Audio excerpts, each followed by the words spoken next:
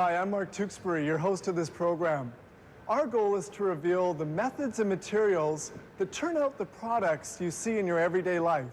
From toothpicks to airplanes, we'll look at them all. If you think you know something about those items, you might be in for a surprise. There's a whole world of things waiting for us to discover here on How It's Made.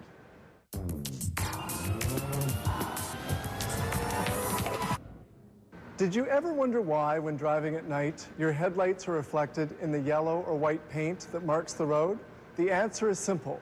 That paint has tiny beads of glass in it, making the lanes more visible and driving much more safe. On today's show, copy paper, jeans, computers, and plate glass.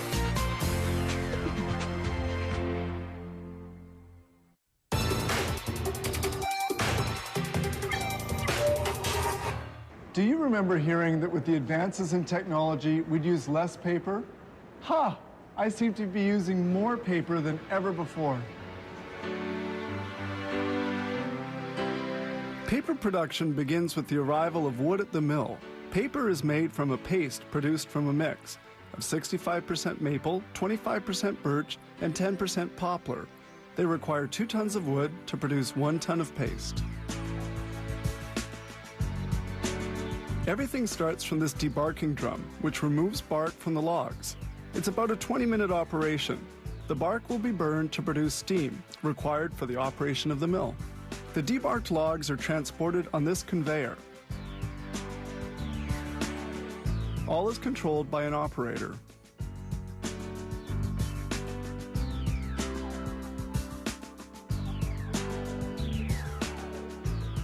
Now the logs are reduced into small pieces called kindling. They're accumulated into a pile and remain outdoors, winter and summer. The kindling looks like this. These 5 piles total about 30,000 tons of kindling. Next step, reduce the kindling into a paste. They begin by washing it. This screen verifies that the washer is properly loaded. Then comes alkaline cooking. This diagram controls its operation. This huge cylinder is the washer, in which the kindling is cooked for several hours at a temperature of 158 degrees centigrade.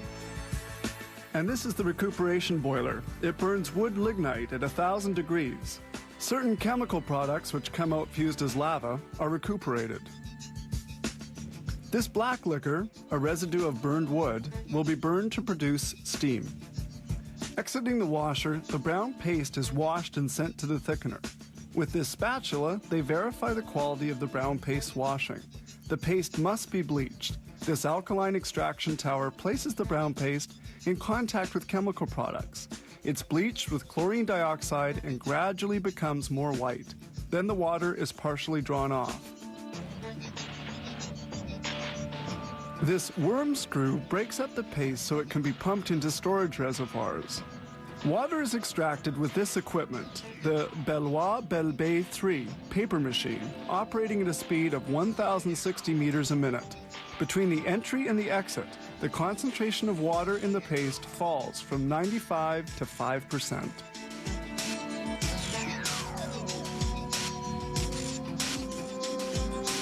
Here we see the sheet of paper coming out of the presses. Then analyzers verify the quality parameters of the paper and signal any anomaly.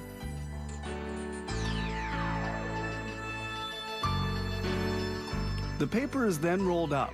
This roller produces enormous main spools.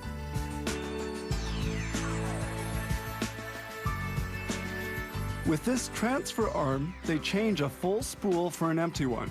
A roll weighs over 35 tons and contains 60 kilometers of paper. The spooler cuts the main spools into smaller, less wide rolls. Some will be delivered as is, while others will be shipped to paper cutters.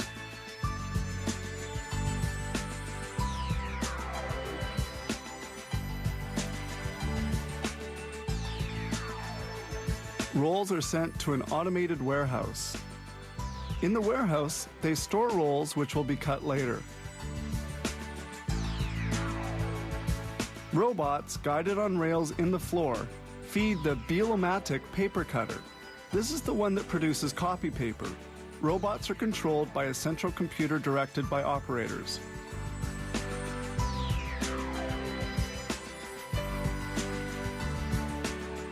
Production reaches 55,000 sheets per minute.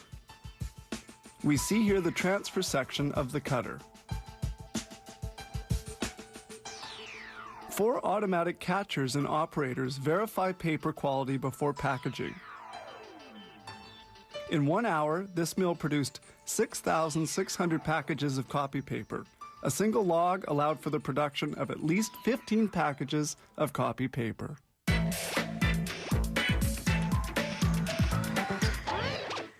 What was once the rugged garment material for factory workers, farmers, and tradesmen is today one of the most popular clothing items in the world. Yes, jeans are a fashion statement. Jeans are made from a highly rugged cotton called denim.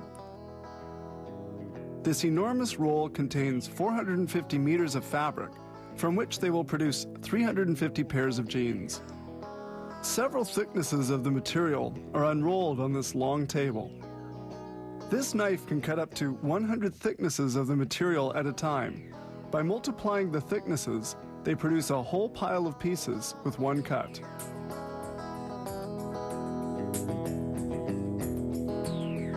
They shape the denim pieces following cutting patterns. Each piece of the jeans has its own cutting pattern. The little pieces of fabric are cut with a clicker, also known as the stamper, which cuts out pockets with a cutting mold. Exerting 1,500 pounds of pressure, it can cut 20 pockets at a time. They begin sewing. Jeans are sewn with 100% cotton thread. This needle pierces the fabric 4,000 times a minute.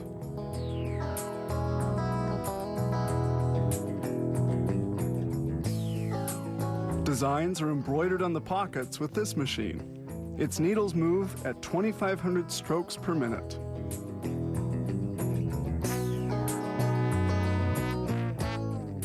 And this pocket robot will simultaneously fold, press, and sew a pocket. This machine allows for the installation of 75 pockets in 60 minutes.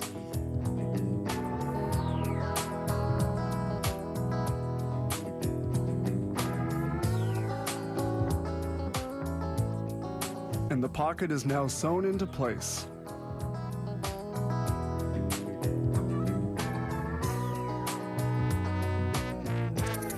Next up, the buttonhole. This machine sews the contours of the buttonhole, and a steel blade comes down to cut the opening. The closing button is positioned.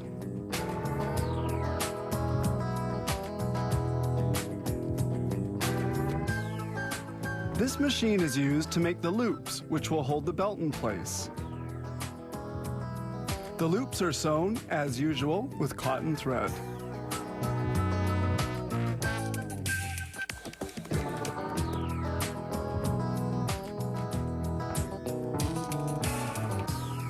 At this stage, they assemble the different pieces of the jeans. This operator joins the 2 pieces of denim at the crotch.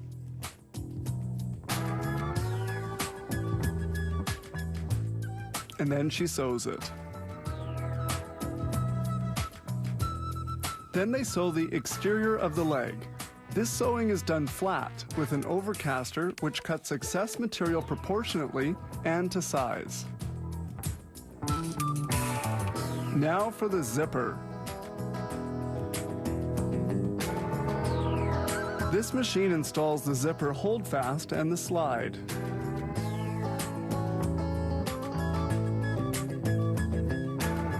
The zipper is sewn into position. The final sewing step consists of installing the jeans belt, a strip of fabric.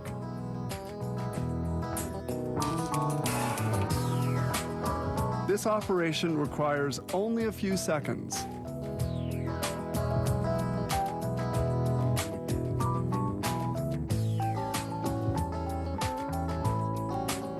The jeans were made up on the reverse side so that all stitches would be on the inside when the jeans are worn. The pant is then turned right side out with this turner, which has a 100-pound suction power.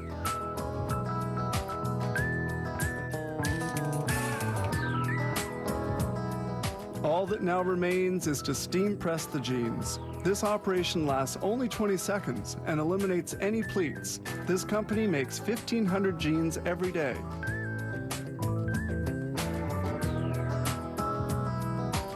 Producing a pair of jeans will have taken 12 minutes and 50 seconds of work and will have required between 1.1 and 1.2 meters of fabric.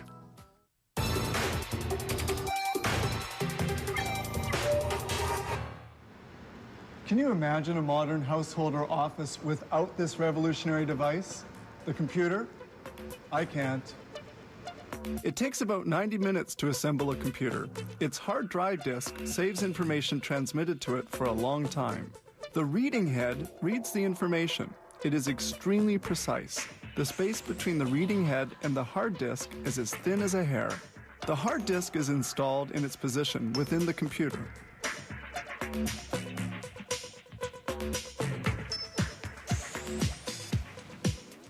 There are two other units which safeguard information: the removable 3-inch disc reader and the CD-ROM reader, which allows for the reading and execution of programs recorded on compact discs.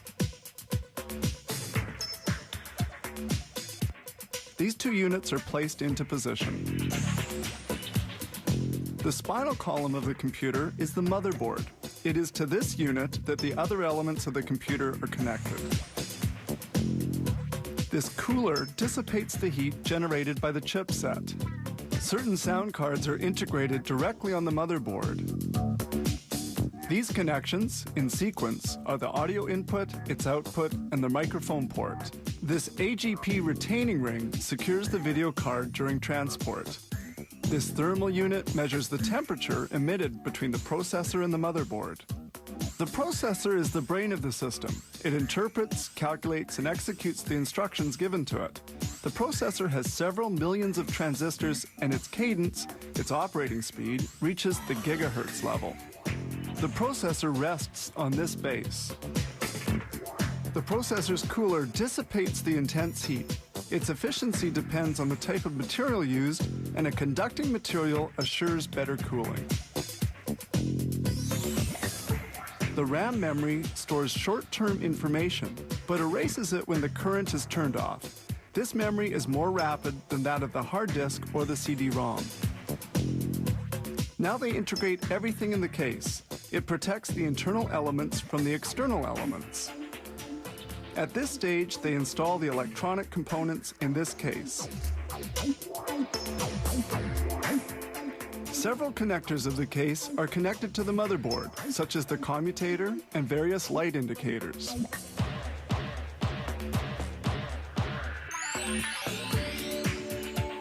This is the output connection for the video card, which links the computer to the monitor. We also see the video chip, which creates images in 2 and 3 dimensions. Here is the video memory. The more its capacity is increased, the clearer will be the image displayed on the monitor. The video card is placed into its position. The modem allows two computers to communicate. Its condensers produce the perfectly clean phone signal to facilitate communications. These modem chip connectors control information circulating between the two computers. The fax modem is installed. The power supply transforms electricity according to the voltage required by the different components.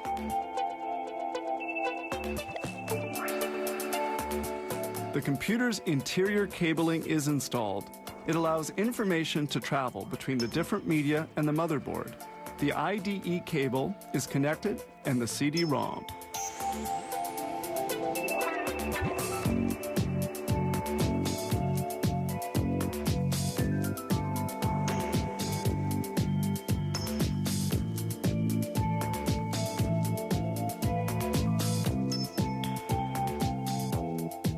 The last electrical wires are connected to different computer components.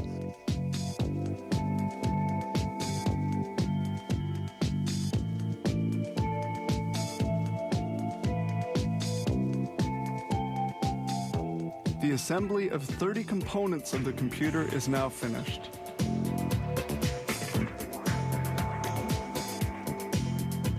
Just before closing the case, they test each computer to verify the good functioning of the peripherals.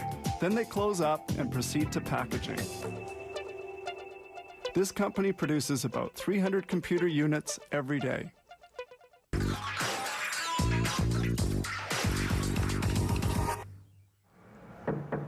So clear, so perfectly flat, absolutely huge. But let's make it very clear. Manufacturing plate glass is anything but simple.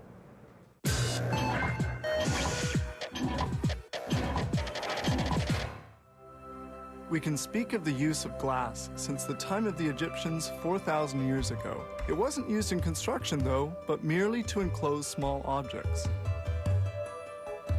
Later, the Romans became masters of glassmaking, with their methods being used up until the 18th century. By the end of the 19th century, glass was no longer just a luxury item, but became a construction material as common as steel and concrete.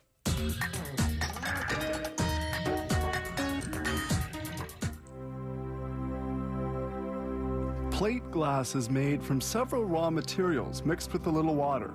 These materials are silica sand, soda ash, dolomite, limestone, nepheline syenite, and salt cake.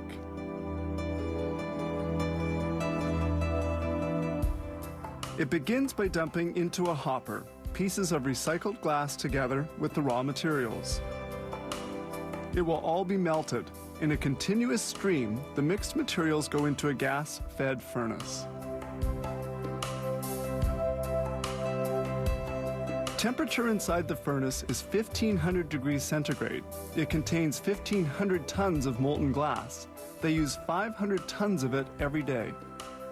In this regenerating chamber, combustion air is preheated to 1,000 degrees. The materials of the mix begin fusing, and the molten glass is stirred up. The homogenizer mixes the glass to equalize its temperature. Pouring will be done within several hours. In the glass industry, they call this machine the top roller. The glass is poured onto a bath of liquid tin on which it floats. As soft as toffee, it's molded into a ribbon. All equipment in the tin bath is cooled with water so that it won't break from the heat. Coming out of the bath, the glass is at 600 degrees. The glass must again be cooled, and this unit is used to do that. This huge ribbon of glass is 3.3 meters in width.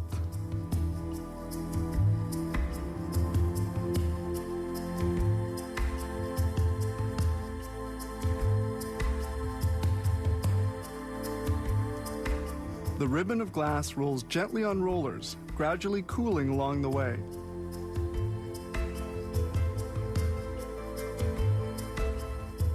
The glass is still soft. The marks we see are imprints made by the top roller. The glass must have a uniform thickness. This laser scanner measures its thickness to within 1/100th of a millimeter. The glass is now fairly hard. They proceed to cutting it. This ultra-hard tungsten carbide roller makes a longitudinal score before the glass can be cut. Now they proceed with transverse scoring, made according to the dimensions customers have asked for. The scored glass separates easily.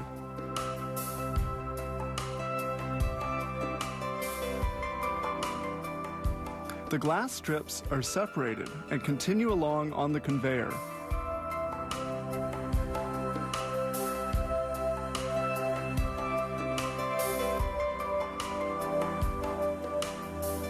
These roller breakers cut the edges of the glass sheet. Leftover pieces fall to the ground and into a chute. They will later be recycled.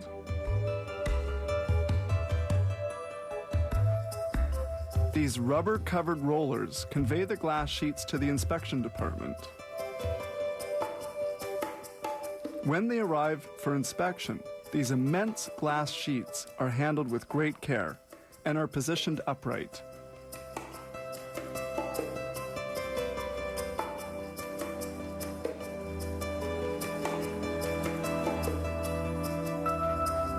The glass is inspected for faults with fluorescent lamps.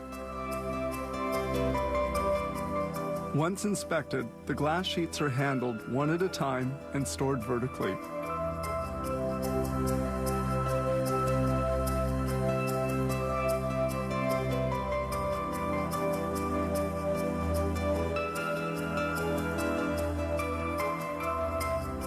Making the glass took several days of work. It is now ready for delivery. Heat fusion has transformed solid ingredients into transparent glass.